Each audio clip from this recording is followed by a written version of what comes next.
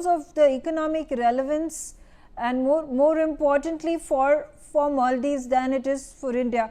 India has carried forward the tradition of providing soft loans for developmental projects, maritime projects, infrastructure, health, education.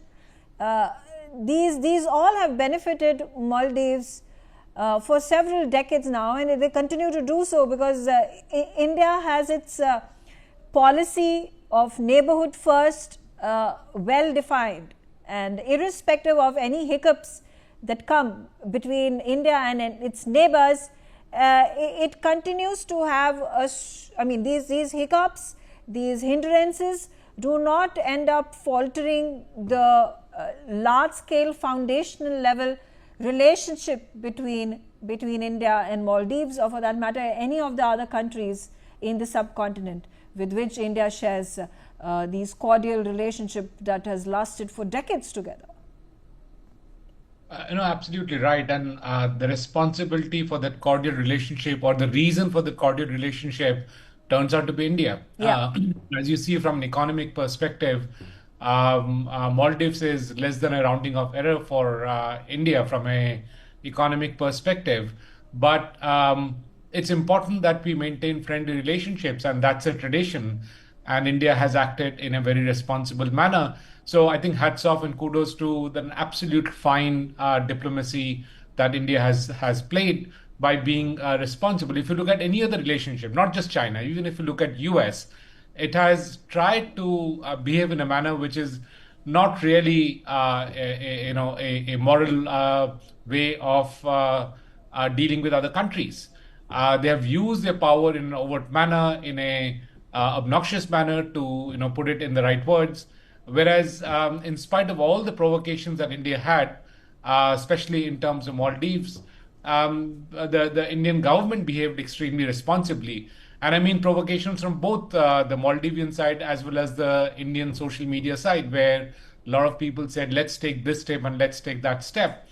But the government behaved in a very responsible manner, and we see the outcome of it, which is beneficial for both Maldives and for India. Obviously, Maldivian economy is significantly dependent on India. It's not just solely dependent on India, but significantly dependent. And it is up to India to make sure that they do not misuse that dependence. They strengthen Mauritius as a nation, and India continues to be the first responder to the needs of Mauritius, be it military requirements, be it water requirements, COVID requirements, and so on and so forth. And so the prism of the relationship is not just economic, but it's multidimensional, because from India's side, the economic relationship is not something very significant, but it's the multiple other dimensions which are significant, and that's what has really played out. Commander Bhushan, again talking about the relation that has been forged very carefully, painstakingly, a number of... That is not Maldives. We cannot depend upon Maldives. Okay, what do you have to say about that, Jayjeet? Then are we now at this point of time having faced such a setback from Maldives, which was seen never before? Should we be more cautious? Should we consider Maldives as a fair weather ally? And therefore, yes, it makes complete sense to not put our eggs in the same basket, and therefore, the establishment of naval bases and further fortifying them in Lakshadweep and Andaman Nicobar is all the more important. But are we to say discard Maldives as a not so reliable ally in the future, if need be? Well, there is no black and white in geopolitics or geoeconomics for that matter. The position and the situation keeps changing.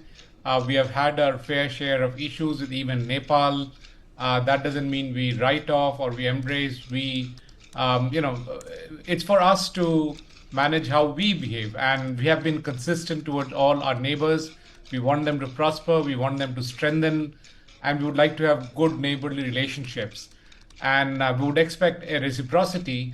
And there have been mix-ups in terms of how our social media reacts, how different voices come in, how even social media has been weaponized. if you look at the way Get Out India campaign was conducted in Sri Lanka, it was similar to a similar campaign that was conducted, in Maldives.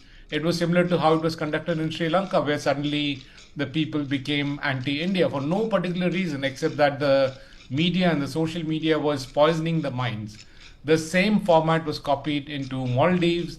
A similar format was copied into Bangladesh, and so on and so forth. This game of big powers trying to pollute the neighbors of India will continue. It will be a forever game. Yeah.